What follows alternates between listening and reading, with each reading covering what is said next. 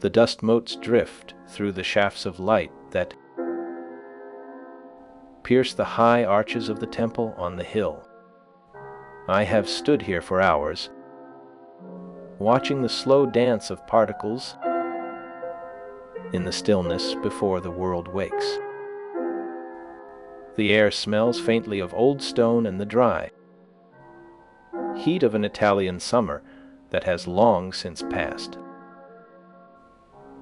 My feet feel the cool smoothness of the marble floor, a surface worn by centuries of quiet footsteps and heavy silences.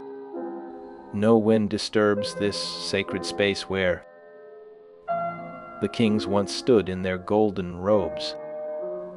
Shadows stretch long across the polished ground as the day begins its slow and steady progression without hurry. The texture of the marble is cool and smooth under the gaze of the silent observer who waits for nothing. A statue stands with a sword drawn, yet the blade remains perfectly still. In the peaceful atmosphere of the morning, it watches over the city with a calm and enduring presence that defies the flow of time. The light shifts gradually across the face of the stone warrior without any sudden movement or dramatic gesture. This quiet room holds the memory of the Republic and its founding father in perfect stillness. The silence is heavy with the weight of centuries of history and unspoken stories that never reach the ears of men. Time seems to pause within the walls of the ancient temple, while the world outside continues to change around it. The statue remains a fixed point in a shifting landscape where empires rise and fall with the rhythm of the tides. The stillness of the morning offers a moment of deep and lasting peace to the viewer who knows how to wait. The stone sword points toward the future, while the figure looks back at the past with eyes that see everything. The quiet atmosphere allows the mind to rest and reflect on the long history of Rome without fear or urgency.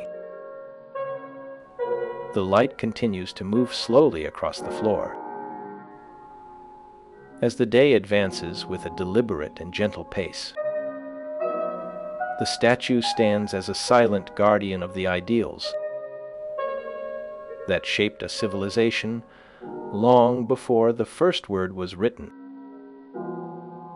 The peace of the morning lingers in the air long after the light has changed and the shadows have deepened.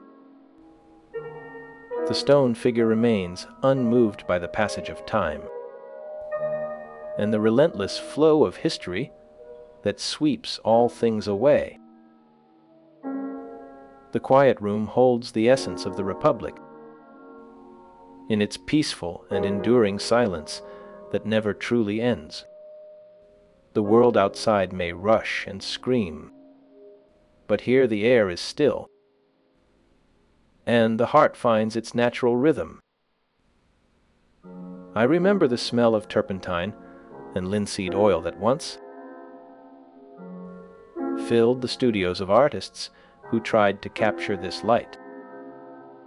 They mixed colors on wooden palettes, grinding pigments until the air was thick with the scent of crushed minerals and resin. The olive trees outside the window swayed in a gentle breeze, their silver leaves catching the southern sun in a shimmering display. A specific fact often escapes the records of history. The first Roman consuls served only for 1 year before stepping down, a rule designed to prevent any single man from holding power forever. that brief term of office was the heartbeat of the new system, a rhythm that kept the state alive and free from the weight of kings. The silence of the night is heavy, yet it is not empty or devoid of meaning. It holds the weight of a city that once slept under the shadow of a crown and now wakes to the breath of liberty. I feel the cool marble beneath my feet, the same stone that witnessed the fall of kings and the rise of a new order. The air is still, carrying the faint scent of olive oil from the lamps that burned late in the Forum long ago. Here, in the quiet, the echoes of oaths sworn in blood are softer than the wind, yet they resonate deeper than any thunder. I close my eyes and see not the chaos of the past, but the steady rhythm of a republic breathing in the dark. The sword is sheathed, the axe is laid down, and the only sound is the heartbeat of Rome, steady and free. The air in Rome grew thick with the scent of iron and fear under the rule of the Tarquins. Lucius Tarquinius Superbus, the proud, sat upon the throne not by right, but by the strength of his hand and the silence of his enemies. He was a man who believed that the gods spoke only to him, and that the people were but tools to be shaped by his will. The Senate was a hollow chamber where voices were raised only to echo his commands. He ruled without the consent of the assembly, bypassing the ancient customs that had held the city together for centuries. The gates of the city were closed to the poor, and the fields were worked by those who had lost their freedom. His son, Sextus, moved through the city with the arrogance of a prince who knew no law but his own desire. The story of Lucretia, the noble wife of Collatinus, became the spark that ignited the tinder of our collective rage. Her honor, violated by the prince, was the final straw that broke the back of our patience. The tyranny was not just in the laws, but in the way the people looked at one another with suspicion and dread in their eyes. I remember the heavy silence that followed her death, a silence that pressed against the eardrums like deep water. It was a silence that demanded action, a silence that could no longer be ignored by any man who called himself free. The blood on the floor of that quiet room was a stark red against the pale stone, a color that burned itself into the memory of everyone who stood there. We gathered in the Forum not as a mob, but as a people waking from a long and painful dream. The weight of the crown felt heavy on the head of a man who should have been a father, not a tyrant. We saw the future of Rome hanging in the balance,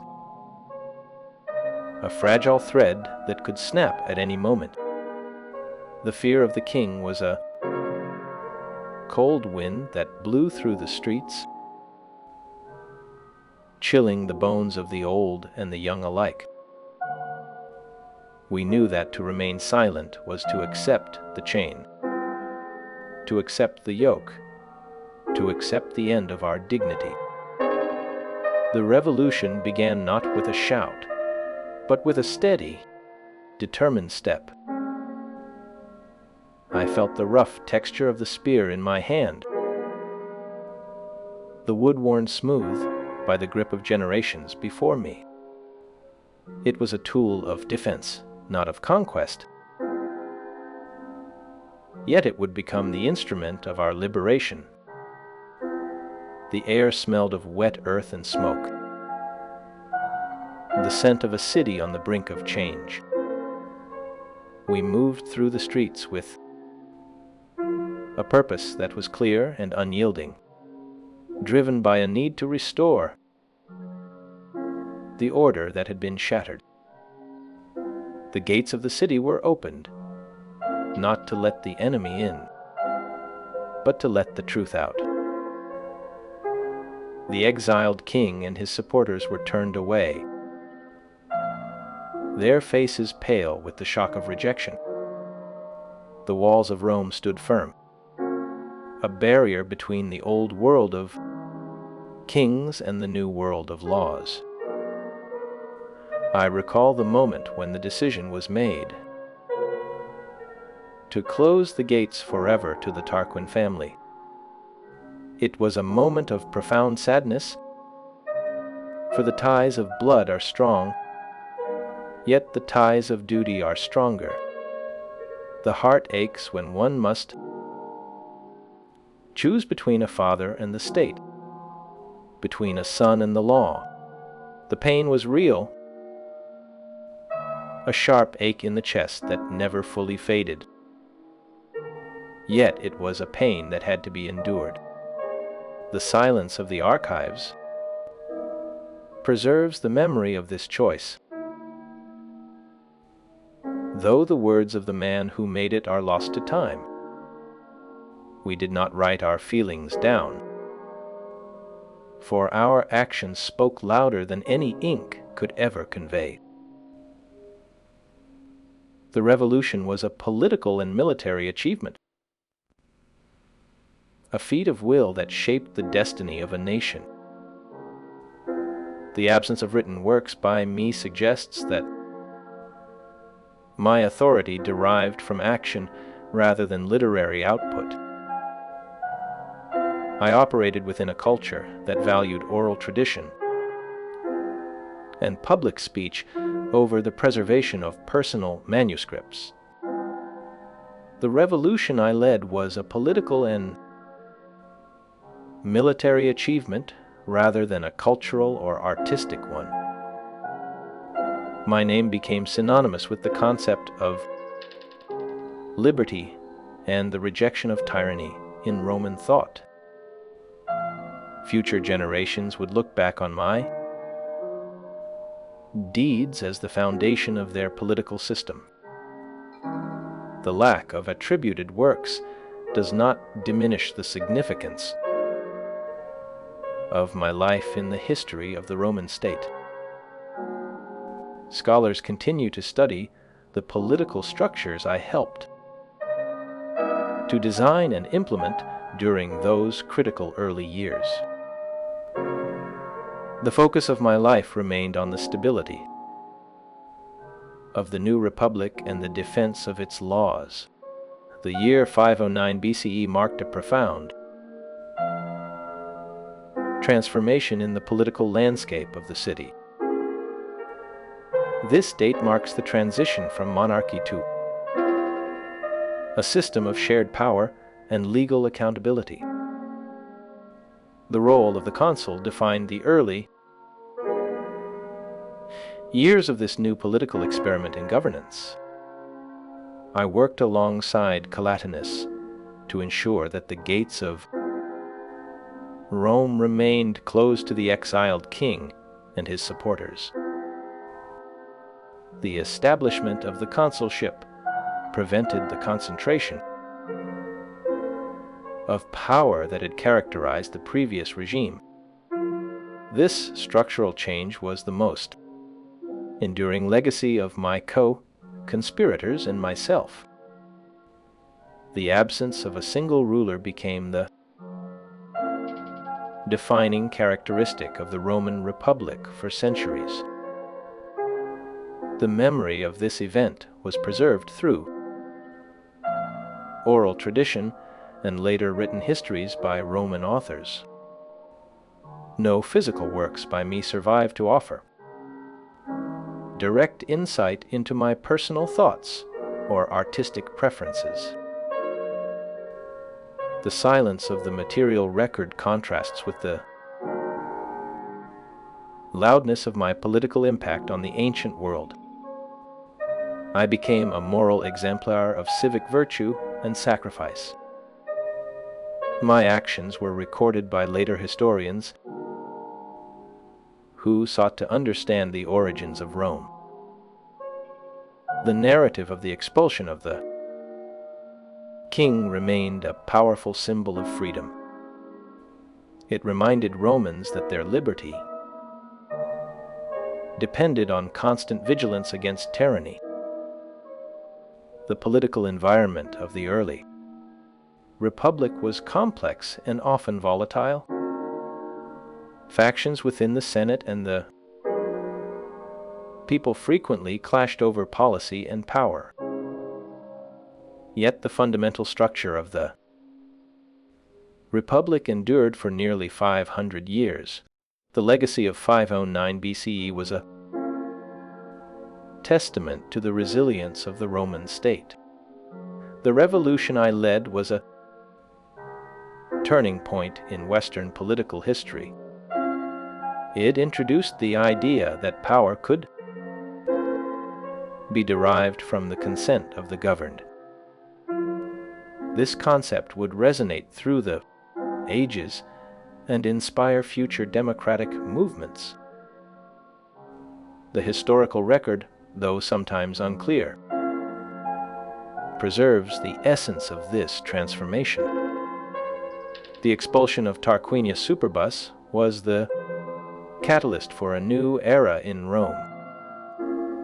The republic that emerged from the ashes of monarchy was a unique political experiment. It combined aristocratic leadership with elements of popular sovereignty. The role of the consul as the founder of this system was central to Roman self-understanding. My story was told and retold in the schools and forums of the city. The memory of my sacrifice reinforced the values of the Republican ideal. The political environment of the time was thus shaped by a desire for stability and justice. The revolution was a deliberate attempt to create a fairer society. It sought to replace the whims of a king with the rule of law. A quiet room in a Roman villa from the early Republic era sits bathed in the soft light of late afternoon. Dust motes dance slowly in the sunbeams that filter through the open window shutters. The air smells faintly of dried lavender and the warm wax of a recently extinguished lamp. A simple wooden table holds a few scrolls of papyrus, their edges worn from careful handling. The floor is made of smooth, cool stone that reflects the gentle hues of the sky outside. A single bronze oil lamp sits in the corner, its flame steady and calm. The silence of the room is deep and comforting, broken only by the distant sound of a bird singing. This space feels untouched by the chaos of the city, offering a sanctuary for quiet reflection. The walls are painted with simple geometric patterns in earth tones that soothe the weary mind. It is a place where one might sit and think without fear of interruption or judgment. The narrative of my life remains fragmented, yet the core of my character shines through the gaps in history. I appear as a figure of unwavering principle, who placed the state above all personal attachments. The lack of specific details about my private habits or inner thoughts, allows the listener to project the ideals of the Republic onto my figure. I likely spent my days in the Forum or the Senate, debating the laws of the new order. The weight of leadership must have rested heavily upon my shoulders during those formative years. The silence of the sources invites a gentle contemplation of the human cost of political freedom. The historical context of my life is inseparable from the rise of the Republic. My actions in 509 BCE laid the groundwork for the future greatness of Rome. The events of that year were a defining moment in the history of the ancient world. The decision to condemn my own sons to death for conspiring to restore the Tarquin family demonstrates the silence of the night is heavy, yet it holds the weight of a city that once slept under the shadow of a crown. I feel the cool marble beneath my feet, the same stone that witnessed the fall of kings. The air is still, carrying the faint scent of olive oil from the lamps that burned late in the Forum. Here, in the quiet, the echoes of oaths sworn in blood are softer than the wind, yet they resonate deeper than any thunder. I close my eyes and see not the chaos of the past, but the steady rhythm of a republic breathing. The sword is sheathed, the axe is laid down, and the only sound is the heartbeat of Rome, steady and free. I remember the room where the truth was laid bare, a space thick with the smell of unwashed wool and the metallic tang of fear. The body of Lucretia lay cold upon the floor, a stark contrast to the warmth that had once filled her home.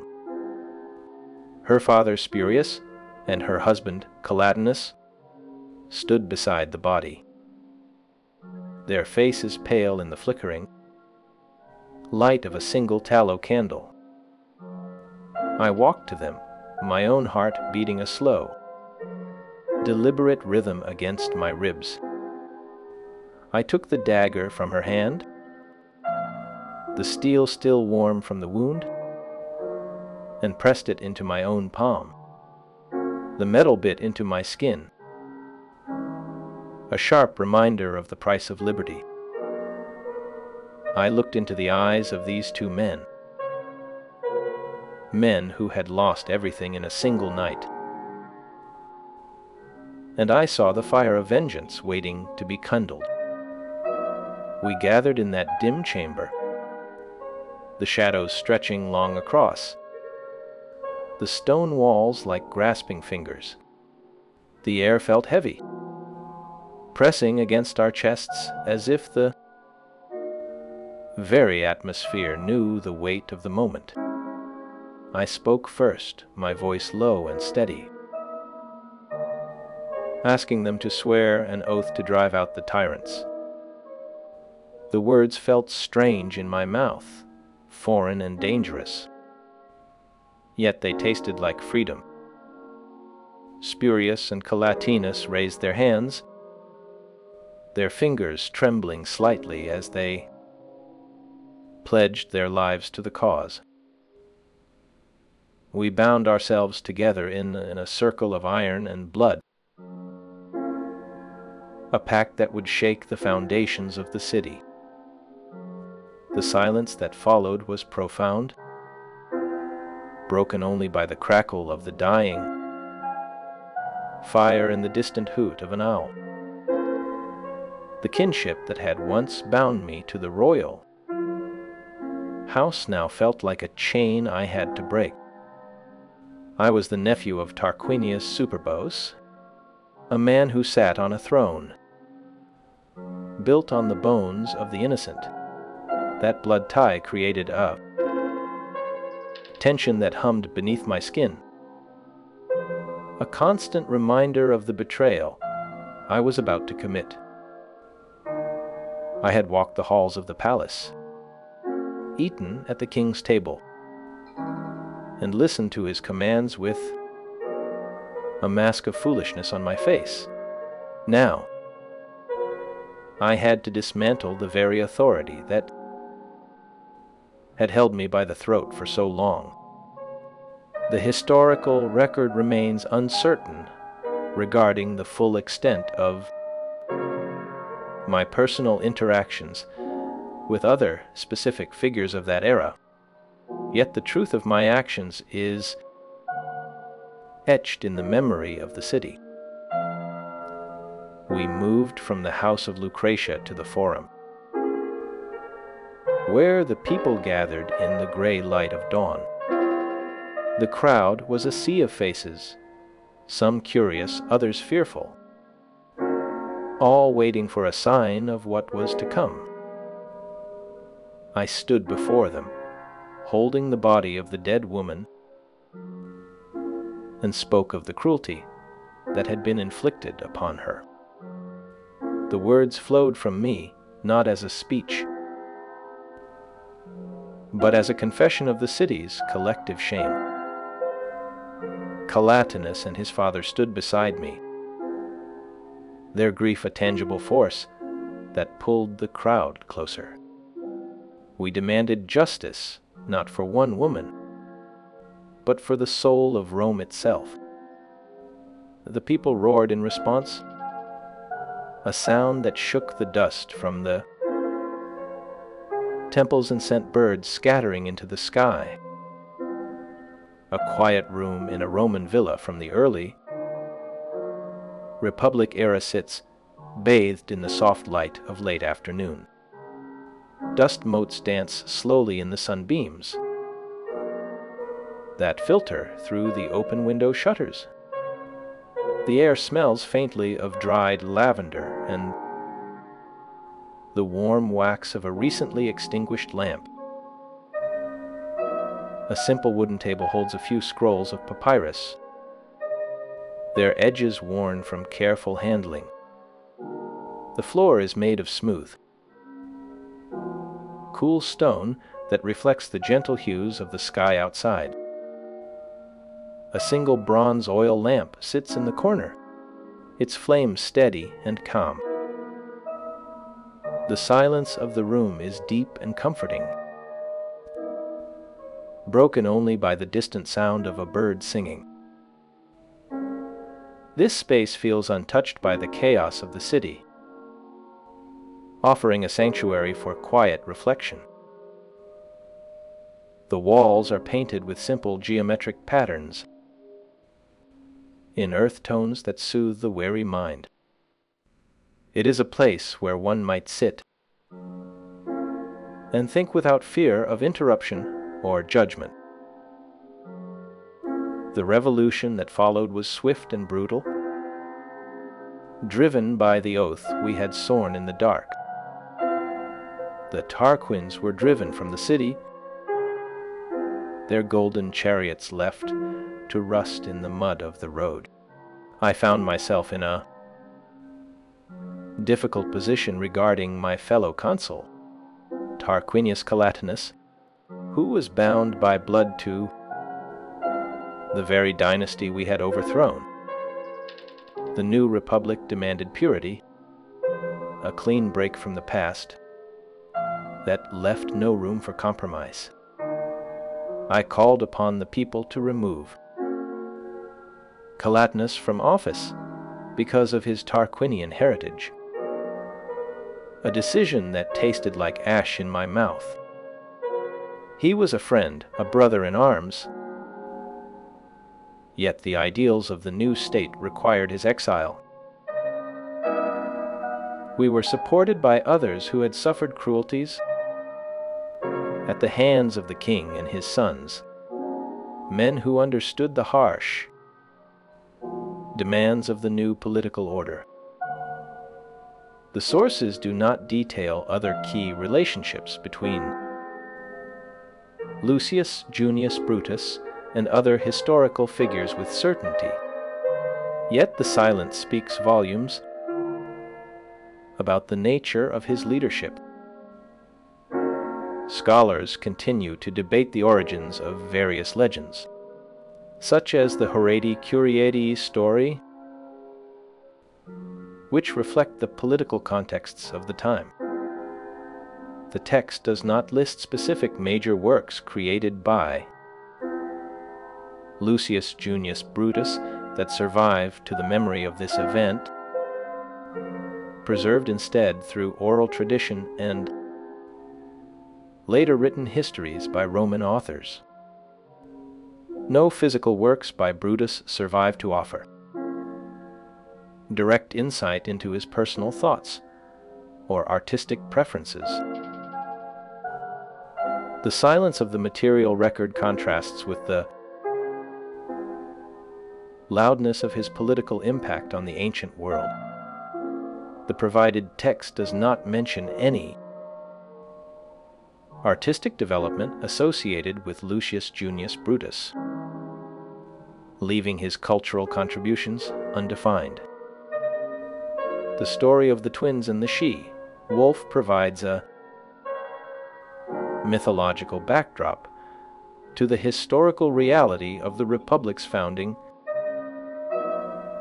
a tale of survival that mirrors our own struggle. The relationships between Brutus and other figures are described in terms of political alliance and shared purpose, rather than artistic collaboration. The oath of vengeance taken by the leaders of the revolution bound them together in a common cause against the Tarquins. This shared commitment to liberty defined the character of the early republic and its leaders. The lack of personal works by Brutus does not obscure the magnitude of his historical significance. His actions set a precedent for the future of Roman governance and the concept of civic duty. The legacy of the first consul endures in the political institutions that he helped to create. The historical narrative continues to explore the implications of his choices for the development of the Roman state. The absence of artistic works allows the focus to remain on the enduring principles of the Republic he founded. I remember the statue that was later erected on the Capitol among the statues of the kings, a visual reminder that the Republic had replaced the old order.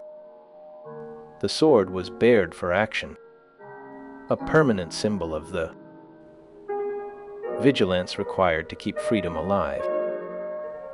The provided text does not detail the late life or legacy of Lucius Junius Brutus beyond the founding of the Republic. Yet the figure of Brutus persisted in the cultural memory of the Roman people for centuries after his death. He was claimed as an ancestor of the Roman gens Junia, including the assassins of Julius Caesar. This genealogical link connected the founder of the Republic to the men who later defended it against tyranny. Lucius Brutus is identified in the text as the founder of the Roman Republic in many historical analyses. Tradition holds that he was killed in single combat with the son of Tarquinius Superbus during a battle with the Etruscans. The provided text does not contain information regarding the late life or death of Lucius Junius Brutus in certain academic sources. However, Other records state that Brutus died around 500 BC at Silva Arcia while suppressing a plot. The air in the New Rome felt different, lighter, though the stones remained the same heavy gray that had witnessed centuries of kings. I walked the Forum where the dust of the old monarchy had finally settled into the cracks of the pavement. It was a morning of strange stillness, the kind that follows a great storm when the sky clears but the wind still whispers through the olive trees. We had cast out the king, yet the shadow of his power lingered in the minds of men who feared the return of the crown. The first consulship was not a throne, but a burden shared by two men who stood shoulder to shoulder against the tide of history. I remember the weight of the fasces in the hands of my lictors, those bundles of rods bound tight with an axe blade protruding from the center. It was a symbol of authority that felt heavy and cold against the skin, a reminder that the power we held could be turned against us as easily as it was given. The people watched with wide eyes, unsure if this new system of shared rule would hold or if it would crumble like the walls of the old palace. We moved slowly through the streets, establishing the rhythm of a republic that would beat for centuries to come. The laws were written on wax tablets and read aloud until the voices of the scribes grew hoarse in the dry air. Every word mattered, every clause a stone laid in the foundation of a house built for freedom. I looked at the faces of the senators, men who had once bowed to a tyrant and now stood tall with a mixture of fear and hope in their eyes. The transition was not clean, for the blood of the past still stained the hands of those who sought to restore the Tarquin dynasty. It required a heart of iron to face the betrayal that came from within the very walls of my own home. My sons, the boys I had raised and loved, had joined a conspiracy to bring back the hated king and his family to the throne. They had whispered in the dark, plotting to undo the work we had just begun, to return Rome to the days of chains and silence. The trial was held in the same forum where we had sworn our oaths, under the gaze of the gods, who demanded justice above all else. I sat as the judge, my heart heavy with a sorrow that no words could describe. Yet my hands did not tremble as I pronounced the sentence.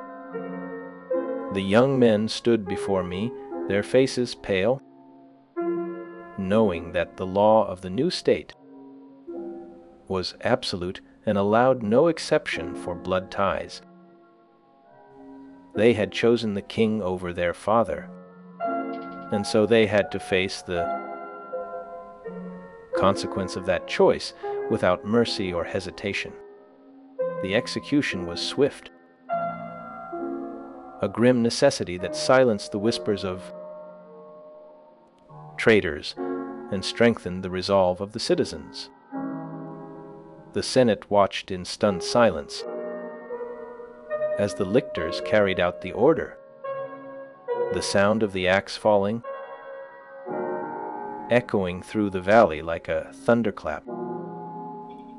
It was a moment that defined the Republic, proving that the law was greater than any family, any man, or any king. I walked away from the scene with a quiet step, the weight of the decision settling deep into my bones like a stone in a riverbed. The city did not cheer, for there was no joy in such a sacrifice, only a solemn understanding of the price of liberty. The Etruscans gathered on the hills beyond the city, their armies ready to march and crush the fragile experiment we had begun. We prepared for war, organizing the defenses of Rome with a speed that belied the grief that still lingered in the air. The soldiers drilled in the fields, their armor clinking in the rhythm of a new kind of discipline that valued the state over the individual. I oversaw the construction of the lictors and the creation of the institutions that would guide us through the coming storms. The consulship itself was designed to prevent any single man from gaining too much power, a check against the arrogance that had destroyed the monarchy. We built a system of balance where two men could hold the reins, checking each other's impulses and ensuring that no one rule alone. The role of the lictor was established to carry the symbols of our authority, a visual reminder that power was held in trust for the people. It was a time of great uncertainty, yet the foundations were being laid with a precision that would outlast our lives. The struggle for freedom was far from over, and the road ahead was lined with the bones of those who would fight for it. I knew that the battle was coming, a final confrontation with the forces that sought to restore the old order. The Silva Arcia forest waited on the horizon, a dense tangle of trees and undergrowth, where the fate of Rome would be decided. It was there that the Republic would face its first great test, and where I would meet my end in the thick of the fight. The battle began with the clash of spears and the roar of horses charging through the dark woods. The air was filled with the smell of damp earth and the metallic tang of blood, the sounds of a struggle that would echo through the ages. I fought against Aruns, the son of the king we had expelled, our swords meeting in the gloom of the ancient forest. Our horses became entangled in the roots and vines that covered the forest floor, throwing us both to the ground. In a tangle of limbs and steel, we rolled in the mud, fighting with a desperate strength that came from the conviction of our causes. He struck at me, and I parried, the impact sending a shock through my arm that numbed the fingers. The fight was fierce and personal, a clash of wills that represented the conflict between the old world and the new. I fell, and the world went dark, the sound of the battle fading into a distant hum, like the buzz of a bee in a summer field. The forest absorbed my body, and the Republic stood firm, built on the sacrifice of those who loved it enough to die for it. The river Tiber flowed with a steady, rhythmic sound that echoed softly against the riverbank stones. The silence was profound, broken only by the distant call of a bird returning to its nest in the eaves. The texture of the rough, hewn stone floor felt cool and solid beneath the feet of the observer. Vines crept slowly up the outer pillars, their leaves turning a deep, rich purple in the fading light. This space held the weight of history without the need for loud proclamation or dramatic gesture. It was a place of contemplation where the laws of the Republic were first whispered into existence. The stillness of the room invited a deep, meditative rest for the weary traveler of time. The dust motes danced slowly in the sunbeams that filtered through the open window shutters, illuminating the simple wooden table where scrolls of papyrus lay. The air smelled faintly of dried lavender and the warm wax of a recently extinguished lamp, a scent that lingered in the quiet corners of the room. A single bronze oil lamp sat in the corner, its flame steady and calm, casting long shadows that moved with the slow passage of the afternoon.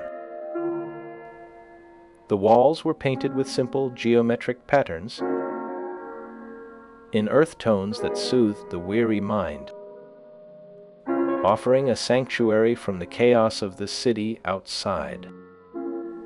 It was a place where one might sit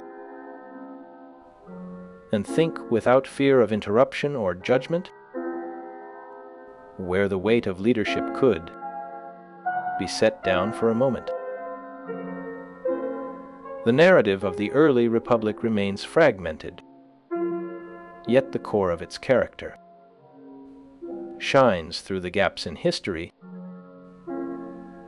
a testament to the unwavering principle of its founders. He appears as a figure of unwavering principle, who placed the state above all personal attachments, a man who understood the cost of freedom. The lack of specific details about his daily habits allows the listener to project the ideals of the Republic onto his figure, seeing in him the best of what Rome could be. The silence of the archives does not erase the impact of his actions on the course of history, for the story of Lucius Junius Brutus remains a foundational element of Roman identity. The year 509 BCE marked a profound transformation in the political landscape of the Italian peninsula, a moment when the world shifted on its axis. Lucius Junius Brutus played a central role in the revolution that expelled the last Roman king, ending the era of Etruscan monarchy forever. This event established a new republican form of government that would endure for centuries, a system built on the balance of power and the rule of law. Historical tradition holds that the expulsion of Lucius Tarquinius Superbus occurred during this specific year, though the precise date remains uncertain to modern scholars. Brutus is credited with leading the movement that removed the despotic ruler from power, securing election to the first consulship of the newly formed Roman state. This office represented a fundamental shift from one man rule to a system of shared executive authority. The heavy silence of the trial hall felt like a physical weight pressing against the chest, a stillness that demanded more than any shout could ever command. I stood at the center of that room, the stone floor cold beneath my sandals, while the air grew thick with the unspoken dread of a father's duty. Two young men, my own flesh and blood, sat bound before the magistrates, their faces pale with the knowledge of what was coming. They had whispered in the shadows, plotting to bring back the Tarquins and the old ways of kings, believing that their lineage gave them the right to rule. The conspiracy was a quiet thing, hidden in the back rooms of noble houses, yet its roots ran deep enough to shake the foundations of the new republic. I looked at their hands, the same hands I had held when they were small, now bound by the ropes of the state. There was no anger in my heart, only a terrible, heavy clarity that settled over me like a winter cloak. The law was the only thing that could hold the fragile peace we had built, and it required a sacrifice that no father should ever have to make. I spoke the words of judgment, my voice steady and low, cutting through the silence of the room with the sharpness of a drawn blade. The sentence was death, and the room seemed to hold its breath as the reality of the decision settled upon every soul present. My sons did not weep, nor did they beg for mercy, for they knew the price of treason. In a land that had just tasted freedom, they understood that the state was greater than any family, a truth that had been forged in the fires of our recent liberation. The lictors moved forward,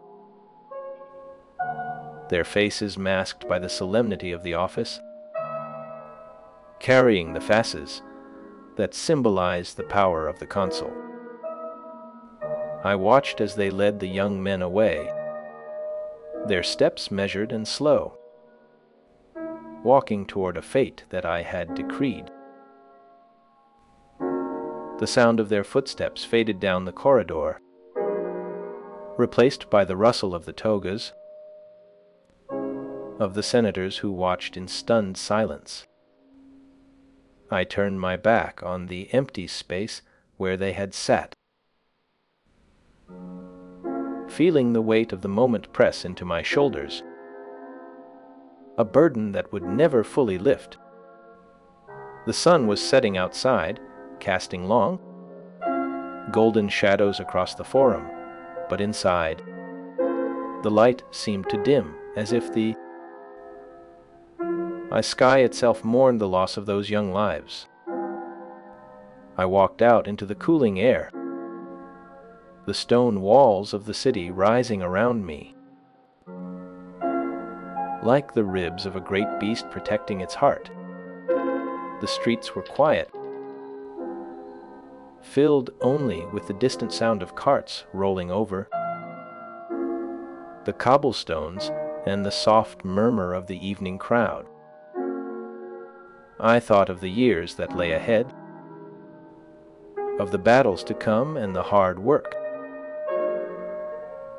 of building a government that would last for centuries. The choice I had made was not one of cruelty, but of necessity. A terrible price paid to ensure that the freedom we had one would not be lost to the whims of a single man. The memory of their faces would stay with me, a quiet reminder of the cost of liberty, etched into the mind as deeply as the scars of war.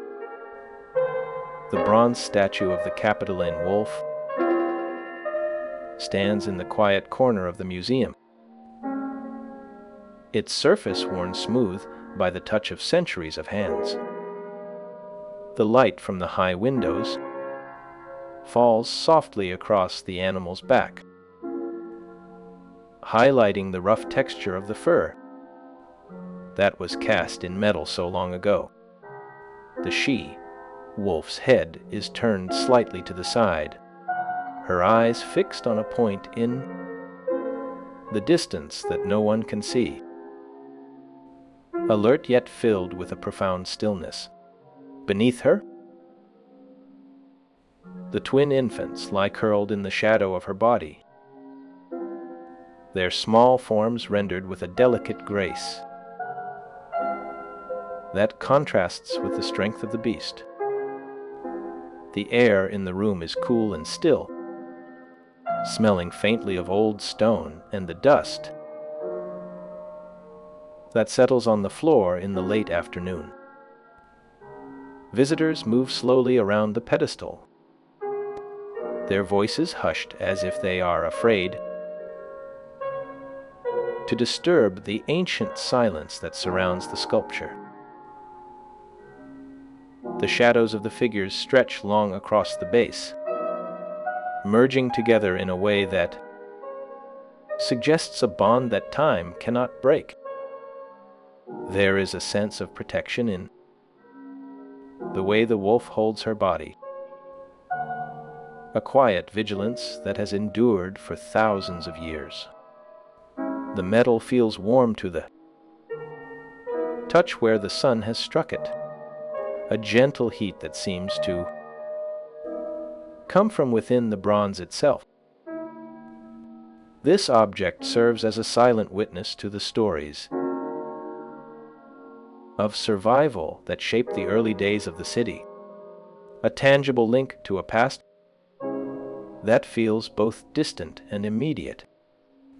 The craftsmanship captures a moment of vulnerability and strength, frozen in time for anyone who cares to look. The stillness of the scene invites a deep contemplation of the resilience required to build a new order from the ashes of the old. The days that followed were filled with the grinding work of preparation, as the city braced itself for the inevitable return of the exiled king. I walked the walls of Rome, my hand resting on the rough stone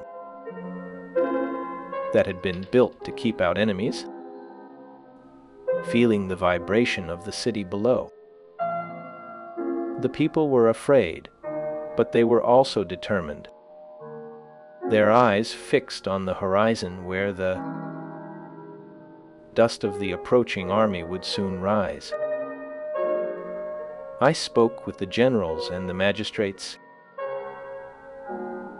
planning the defense of the Republic with a mind that was clear despite the heavy heart that beat within my chest.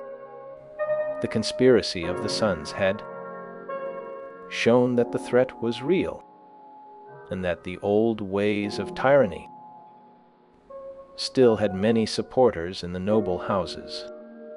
We had to be ready, for the Tarquins would not rest until they had reclaimed the throne that had been taken from them. The forests near the city were dense and dark, their undergrowth thick with vines and roots that twisted across the ground like the fingers of the earth. It was in these woods that the final battle would be fought, a place where the fate of the Republic would be decided by the courage of men. I thought of the oath I had sworn, the promise to protect the laws of Rome, even at the cost of my own life. And I felt a strange sense of peace settle over me. The work of the consul was never done, for the freedom of the people required constant vigilance and the willingness to make the hardest choices. I looked out over the city, seeing the smoke of the evening, fires rising into the sky, a sign that life continued despite the shadow of war. The institutions we had built were fragile, like a young tree that must be guarded from the wind. But they were strong enough to hold the weight of a new future. The memory of my sons was a quiet presence in my thoughts, a reminder of the price that had been paid and the duty that remained. I would go to the forest, and I would fight, for there was no other path that could lead to the survival of the Republic. The forest of Silva Arcia was a place of deep shadows and tangled roots, where the light of the sun struggled to reach the ground. The air was cool and damp, carrying the scent of wet earth and the decay of fallen leaves that had piled up over the years. I led the army into the woods, the sound of our footsteps muffled by the soft moss that covered the forest floor. The Etruscan forces were already there, their armor gleaming in the few patches of light that filtered through the canopy above.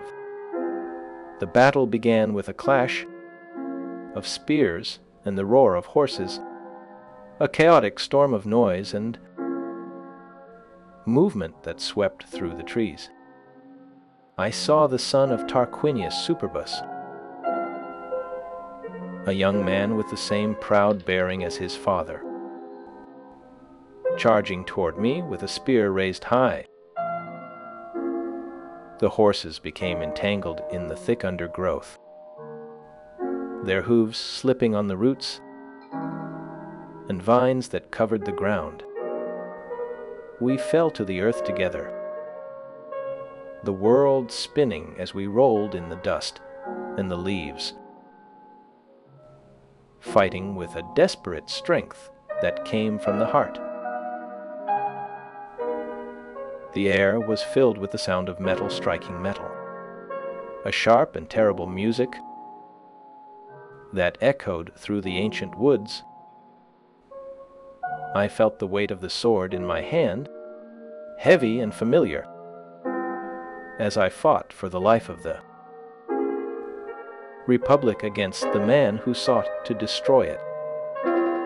The struggle was fierce and long, a test of will and endurance that seemed to stretch on forever in the dim light of the forest. My body ached with the effort, but my mind was clear,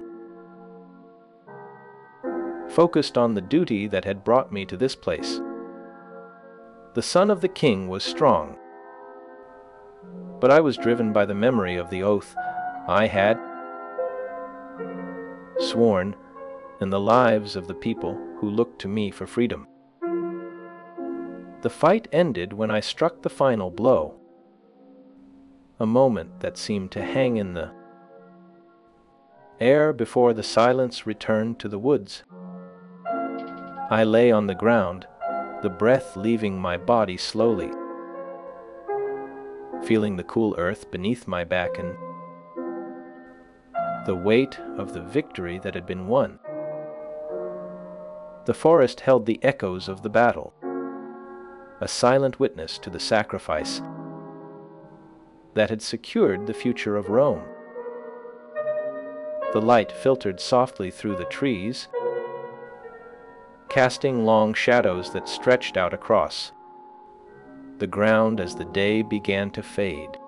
I closed my eyes, feeling a deep sense of peace as the world grew quiet around me, knowing that the Republic would. The dust of the forest floor settled slowly on the tunic of the fallen man, a quiet end to a life built on loud declarations.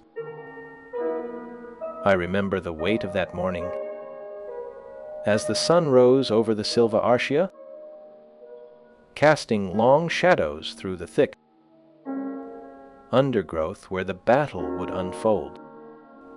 The air was cool and smelled of damp earth and crushed pine needles, a stark contrast to the metallic scent of blood that would soon fill the clearing. My horse, a sturdy beast with a coat the color of burnt umber, trembled beneath me as we rode into the deep woods. The roots of the ancient oaks twisted across the path like the fingers of the earth itself, reaching out to trip the unwary. We moved with a deliberate slowness, aware that the enemy lay hidden in the green gloom, waiting for the moment to strike. The silence was not peaceful but heavy, pressing against the chest like a physical weight that demanded a response. I saw the glint of armor through the leaves, a flash of bronze that signaled the start of the final confrontation. The roar of the clash was sudden and terrible, shaking the birds from the high branches and sending them fluttering into the gray sky. Horses screamed as they stumbled on the uneven ground, their legs tangling in the vines that covered the forest floor.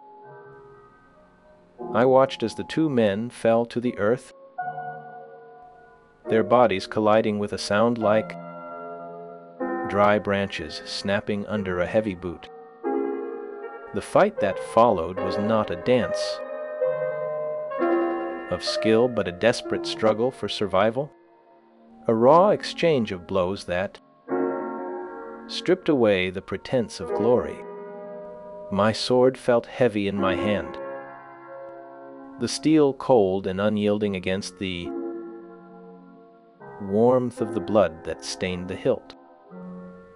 The forest seemed to hold its breath as the two combatants rolled in the dirt, their movements becoming slower and more labored with each passing second.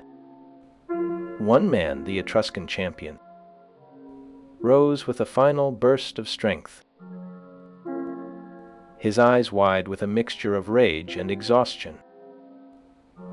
I met his gaze for a fleeting moment before the end came, a swift and brutal conclusion that left the world spinning in a blur of green and red. The ground beneath me was soft, absorbing the impact of my fall as the light began to fade from my vision.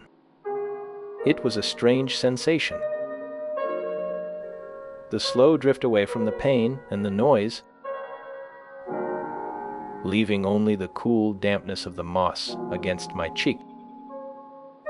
The memory of that day is etched into the mind, not as a tragedy, but as a necessary price paid for the freedom of the people. The silence of the woods returned, broken only by the soft rustle of leaves and the distant call of a single bird. The bronze statue that stands on the Capitol still holds the memory of that day, its surface worn smooth by the touch of centuries of hands. It is a figure of a man with his sword raised, not in aggression, but in a gesture of eternal vigilance against the return of tyranny. The sculptor captured the tension in the muscles of the arm, the way the fabric of the toga drapes over the shoulder, suggesting a body that is always ready to move. The face is turned upward, looking toward the sky as if seeking approval from the gods who watched over the Republic. The stone is cool to the touch, even on the hottest days, and carries the faint scent of rain that has soaked into its pores over the years. Visitors walk around the base, their footsteps echoing softly in the vast space of the forum, their voices hushed in reverence for the founder of the laws. The statue does not speak, yet it tells a story that is louder than any speech given in the Senate House. It stands as a reminder that the power of the state belongs to the people and not to a single ruler who claims divine right. The bronze has turned green with age, a patina that speaks of time passing and the endurance of the ideals it represents. It is a silent guardian, watching over the city that was born from the blood spilled in the forest of Silva Arsha. The light of the setting sun catches the edge of the sword, casting a long shadow that stretches across the stone pavement. This shadow seems to move with the day, a constant presence that marks the passage of time and the continuity of the Republic. The statue is a physical anchor in a world that is constantly changing, a fixed point of reference for those who seek to understand the origins of their liberty. It is a testament to the belief that a man can die for an idea and that the idea will outlive the flesh.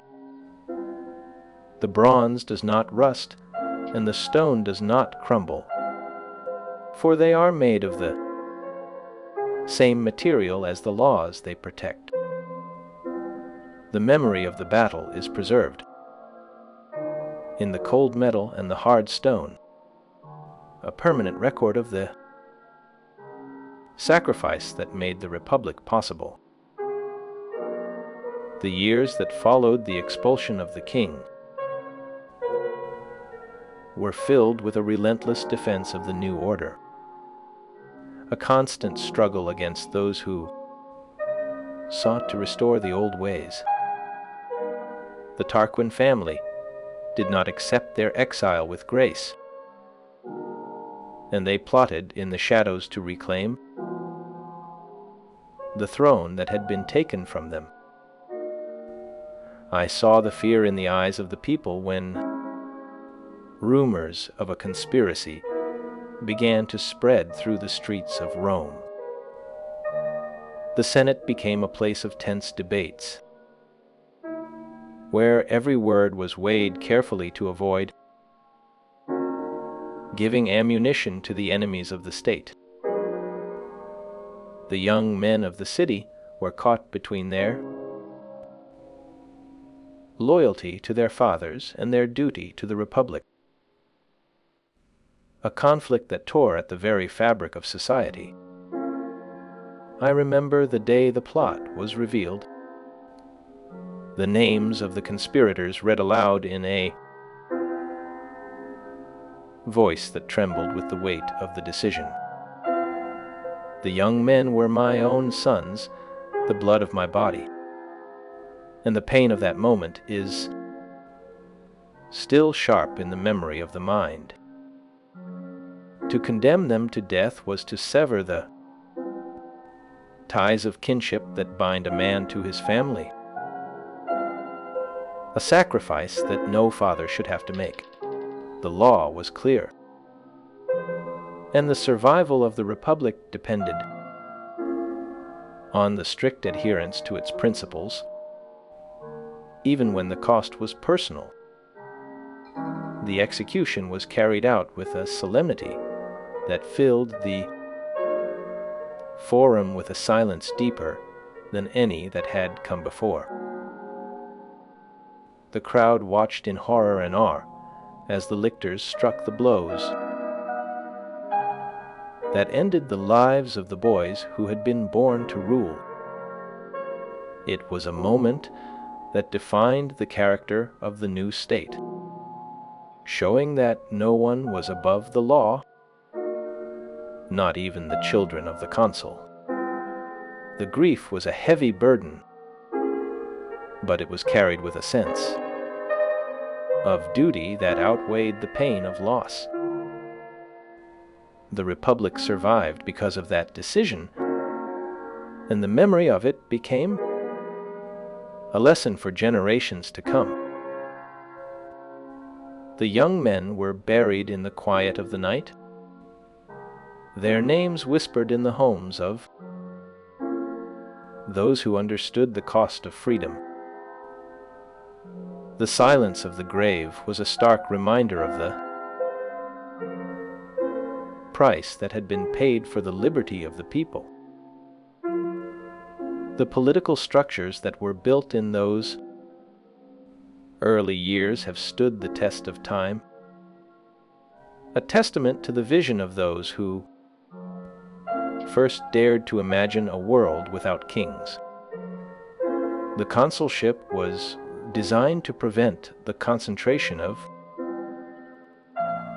power that had led to the tyranny of the Tarquins, and it has served as a model for governments that followed.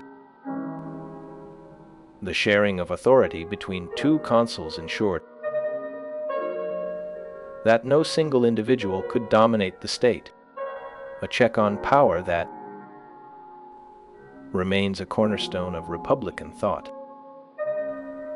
The laws were written down and made public so that every citizen could know their rights and their duties. The Senate became a council of elders, a body of experience and wisdom that guided the state through the storms of change. The assemblies of the people gave a voice to the common citizen, ensuring that the will of the majority was respected in the making of laws. These institutions were not perfect, and they faced many challenges in the centuries that followed, but they proved resilient enough to withstand the test of time. The Republic expanded its power across Italy, bringing new lands and peoples under the protection of its laws. The legacy of 509 BCE is a story of transformation, of a city that chose to become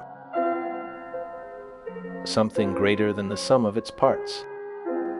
The forest of Silva Arja held a silence that felt older than the city itself, a deep quiet where the roots of ancient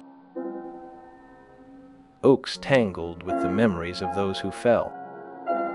I remember the air there, heavy with the damp scent of pine needles and the metallic tang of blood that stained the moss.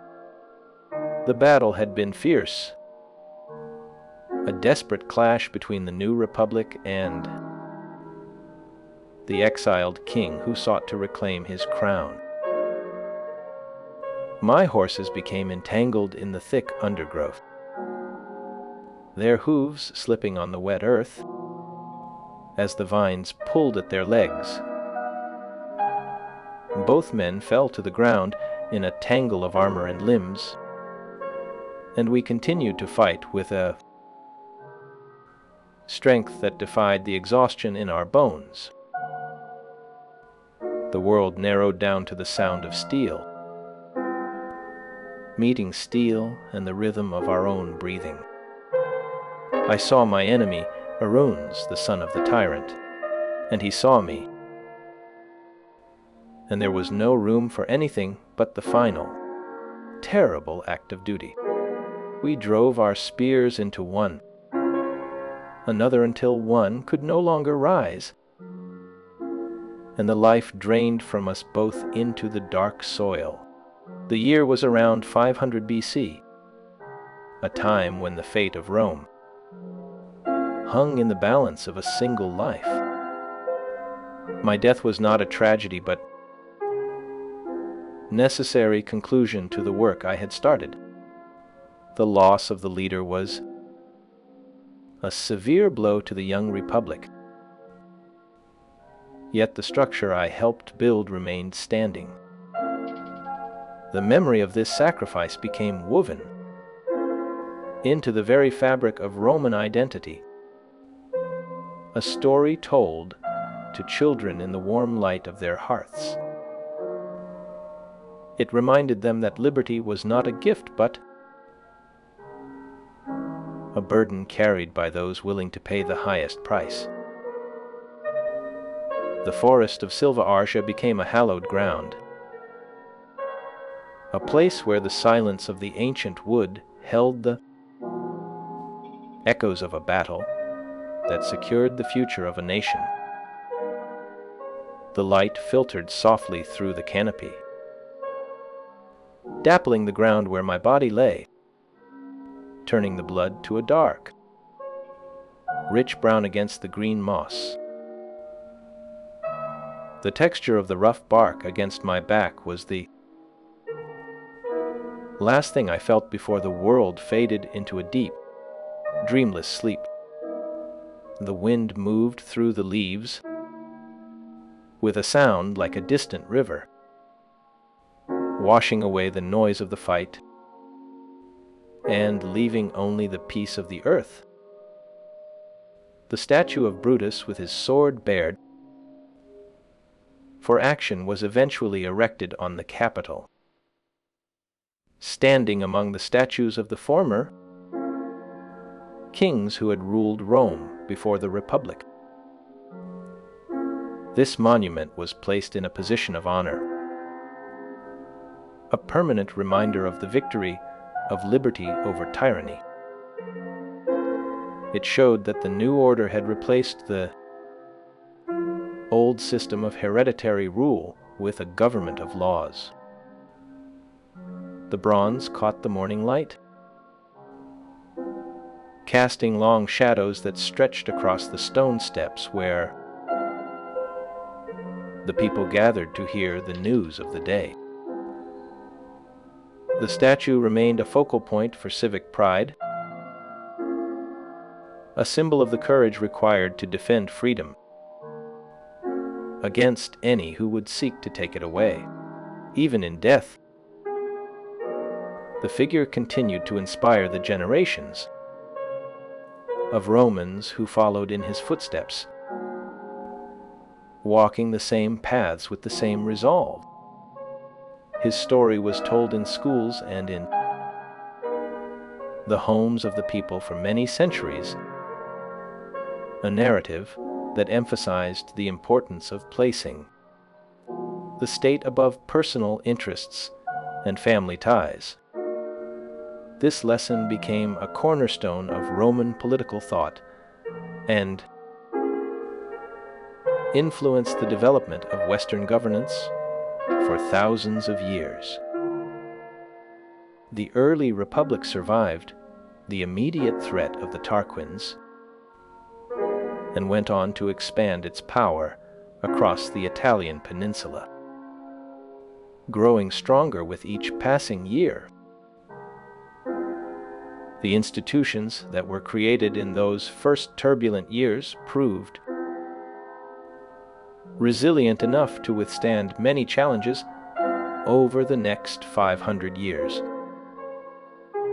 His name remained synonymous with the founding of the Republic and the struggle for self-government, a name that was spoken with reverence and fear in equal measure. The political environment of the early Republic was complex and often volatile, with factions within the Senate and the people frequently clashing over policy and power. Yet the fundamental structure of the Republic endured, a testament to the resilience of the Roman state and the wisdom of its founders. The legacy of 509 BCE was a testament to this endurance, a turning point in Western political history that introduced the idea that power could be derived from the consent of the governed. This concept would resonate through the ages and inspire future democratic movements, echoing in the halls of parliaments and the hearts of revolutionaries. The historical record, though sometimes unclear and filled with gaps, preserves the essence of this transformation. The expulsion of Tarquinius Superbus was the catalyst for a new era in Rome, a moment that changed the course of history forever. The republic that emerged from the ashes of monarchy was a unique political experiment, combining aristocratic leadership with elements of popular sovereignty in a way that had never been seen before. The role of Brutus as the founder of this system was central to Roman self-understanding, a role that was celebrated in the art and literature of the city. His story was told and retold in the schools and forums of the city, a narrative that reinforced the values of the republican ideal. The political environment of the time was thus shaped by a desire for stability and justice, a desire that guided the actions of the people for centuries. The revolution of 509 BCE was a deliberate attempt to create a fairer society, an attempt to replace the whims of a king with the rule of law. This aspiration guided Roman politics for centuries and defined their national character, a character that valued duty above all else. The historical context of Brutus is inseparable from the rise of the Republic, for his actions in 509 BCE laid the groundwork for the future greatness of Rome. The events of that year were a defining moment in the history of the ancient world, a moment that marked the end of monarchy and the beginning of a new age.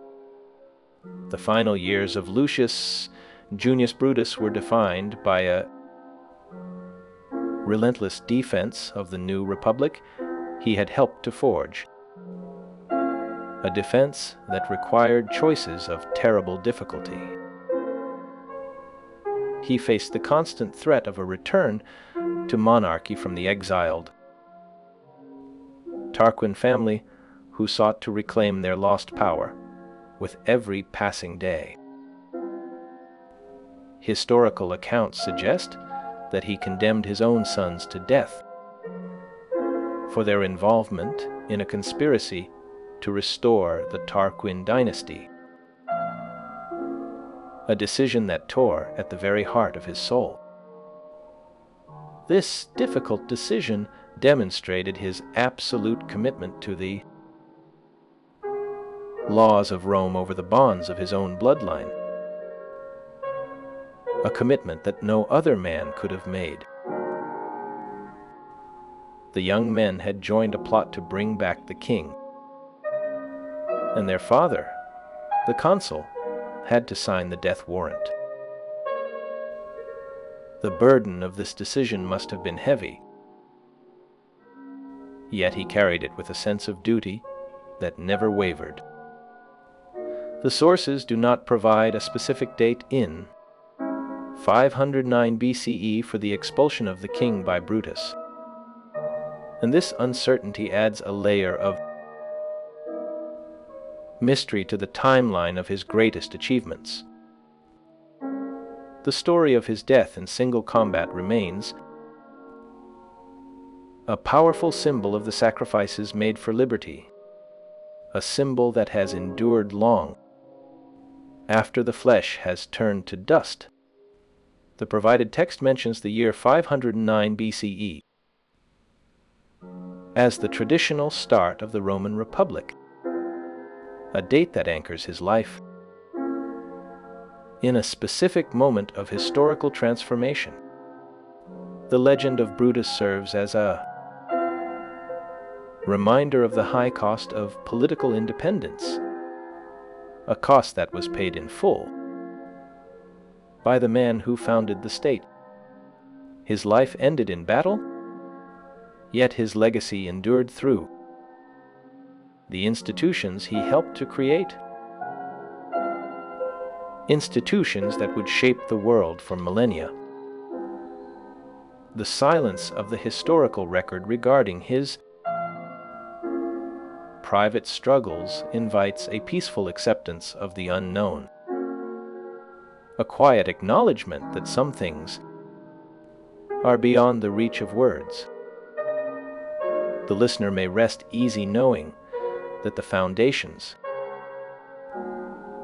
of the Republic were laid by men of great resolve, men who were willing to give everything for the sake of the future. The story of Lucius Junius Brutus concludes with his death, leaving behind a legacy of duty and sacrifice that will never be forgotten. The quiet of the night now embraces the memory of this foundational figure of Roman history, a memory that is as enduring as the stone of the Capitol. The narrative of his life remains fragmented, yet the core of his character shines through the gaps in history, a light that cannot be extinguished. He appears as a figure of unwavering principle, who placed the state above all personal attachments, a figure who understood that the greater good required personal sacrifice. The lack of specific details about his daily habits allows the imagination to fill the void with scenes of quiet industry and steady contemplation. He likely walked the streets of Rome with a steady gait, observing the changes he helped to bring about with a calm and steady eye. The burden of his decisions must have been heavy, yet he carried it with a sense of duty that never faltered, a duty that guided his every step. The historical record, the silence that followed the last battle, was not the silence of emptiness, but of a space finally cleared for something new to grow. I remember the dust settling on the forum, the way the light caught the edges of the new laws being carved into stone. It was a slow, deliberate work, like the turning of soil before a harvest. The man who had spoken the words of freedom, who had broken the cycle of kings, did not live to see the full bloom of the republic he helped to plant. His life ended in the mud of a field, a quiet end for a loud beginning. But the seed he cast did not die with him. It waited in the dark earth of history, patient and deep, until the right hands came to tend it. Those hands belonged to a woman named Johanna, who held the memory of a brother in her heart with a grip that never loosened. She found the letters and the sketches in a box that smelled of old paper and dried lavender, hidden away in the quiet rooms of a house in the Netherlands. She saw what no one else saw. In those frantic lines and heavy colors, she saw a soul that spoke of the wind and the wheat and the deep, dark blue of the sea. She did not just read the words. She felt the vibration of the brush against the canvas, the rough texture of the paint that had been applied with such desperate energy. She gathered the scattered pieces of a life that had been broken by its own intensity, and she began to stitch them back, together with a thread of pure will. The world at that time was not ready for such raw emotion. The galleries were full of smooth, polite paintings that looked like photographs but felt like nothing. They were safe. They were clean. But her brother's work was dirty with life. It was full of the sweat of the laborer and the grief of the widow. She took the canvases to dealers who shook their heads and turned away, who said the colors were too loud and the forms too strange. She did not argue. She simply waited, storing the works in the attic, letting them breathe in the dark, knowing that the light would find them in its own time. She wrote letters to critics and friends, her handwriting small and steady, explaining the vision that burned behind the thick layers of paint. She spoke of the way the cypress trees reached for the sky like black flames, and how the faces of the peasants were carved from the very earth they tilled.